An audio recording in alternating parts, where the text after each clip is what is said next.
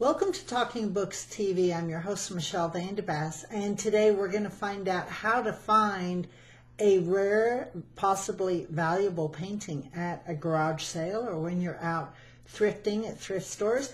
My guest is Les Fox. He's the author of the Art Hunter's Handbook, How to Buy Art for $5 and Sell It for $1 million. And of course, the question on everyone's mind is, Les, how do you do that?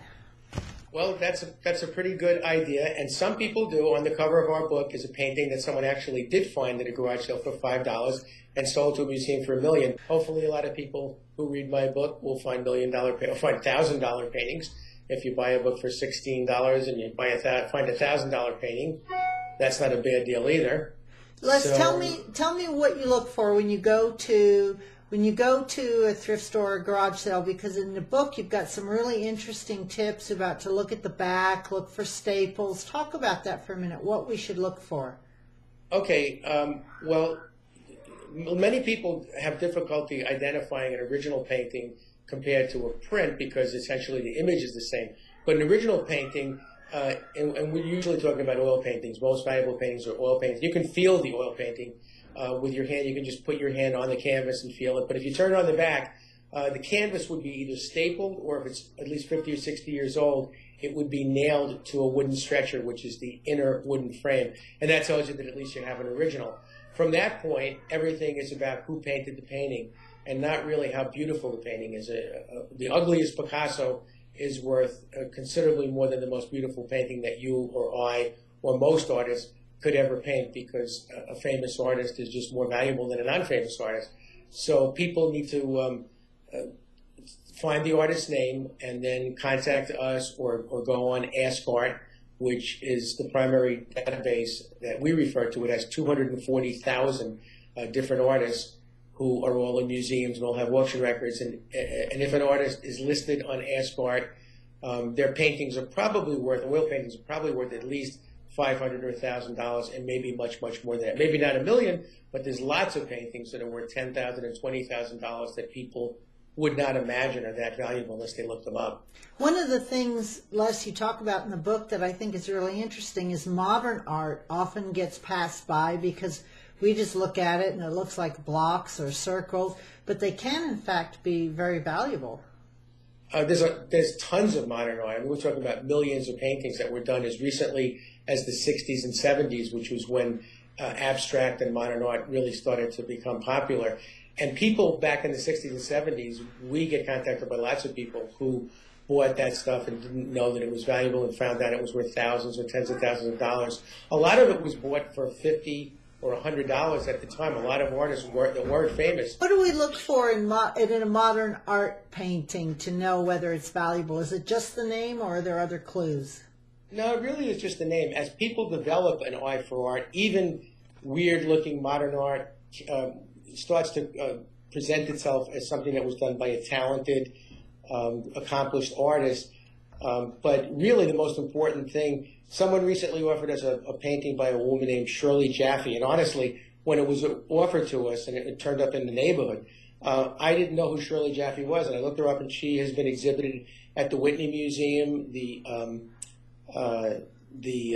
Museum of Modern Art, and her paintings have sold for at least $5,000 or $10,000. Some have sold for more than that.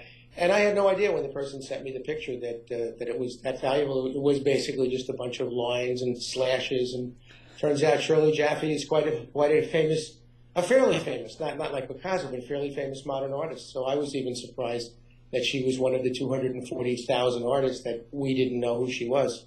Yeah, there's so many of those. And in the book, you've got some great examples of artists that we may never have heard of. And one of the things I love is you actually put an example of the signature of some of these artists that you know of that we can look out for at garage sales. And so even if we can't quite read the name, we can look and see if we can make out the signature and then continue to do some research. Yeah, in most cases you can read the artist's name. If you can't, it's usually an indication that it's not a famous artist, but we encourage people to email us pictures of paintings that they think might be valuable, and sometimes we can read the name after all. If you're at a garage sale, I know this has happened to me and probably many other people, and you see a painting and you just don't know whether to buy it or not buy it, and maybe it's like $75 or $100, so it's more than just a $5 painting. How do you know? Are you supposed to like Google right there and when you're in the middle of the garage sale? And what if you can't find out anything? Should you take the risk? Okay, well, these days people have all kinds of handheld devices that have Google on it, and so you can look it up that way. But besides Google, we encourage people to go on a website called AskArt, AskArt.com, and there are 240,000 artists there. There's a subscription fee, and we'll look artists up for people, without any cost to the people who contact us. But if people are going to start doing this a lot, they may want to pay the weekly or monthly subscription fee. And if the artist is not listed on AskArt, then there's a pretty good chance they're not that valuable, because that's 240,000 artists over 5 million auction records. And they can see a lot of things without even paying for it, just such as if you looked up Shirley Jaffe, she'll turn up and you'll at least see that Shirley Jaffe is in museums and that she has auction records. And that means she's worth, most likely in the thousands of dollars.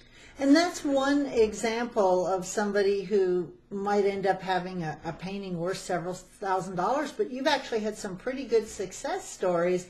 A woman at a hot dog stand ended up with a really valuable painting. Tell us about a couple of your success stories. Well, that's on the title page of our book is a picture of Allison Bledsoe, who called me one day and she said, she said, I just got a pretty interesting painting, and I think the name is Fern Coppage. And I have a painting here by Fern Coppage that Sue and I have in our own collection that was found in an attic in Pennsylvania. I'll tell you about that in a second. But Allison said, hold on a minute, I have to put some mustard on some hot dogs. And I think she had just bought this painting for maybe a few $100s, this Fern Coppage. It was titled October. And she said this, she emailed us pictures of it. And as it turned out, we helped her sell it at auction for $30,000 last December at a Pennsylvania auction. Then we recently got a painting from a man, an 85-year-old man on Long Island. It was a painting of crashing waves, and he had bought it with a house that he back in the 1970s, he had bought a house for $3,000. And this painting was in the attic, and he kept it for, 40 years. It turned out to be by William Trost Richards, the second most famous marine painter in American Hudson River School. And we also put it up for, it just sold at an auction with Heritage Auctions for, just last week. It sold for $27,000. Well, we all want a success story like that.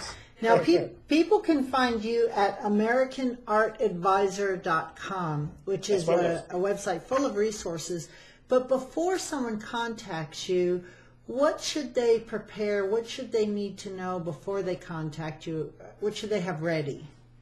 Well, they can contact us anyway, just if they want help. But as I said, if they go on AskArt.com and see whether the artist whose name is on the painting is listed on AskArt, then most likely there's going to be some value to the painting.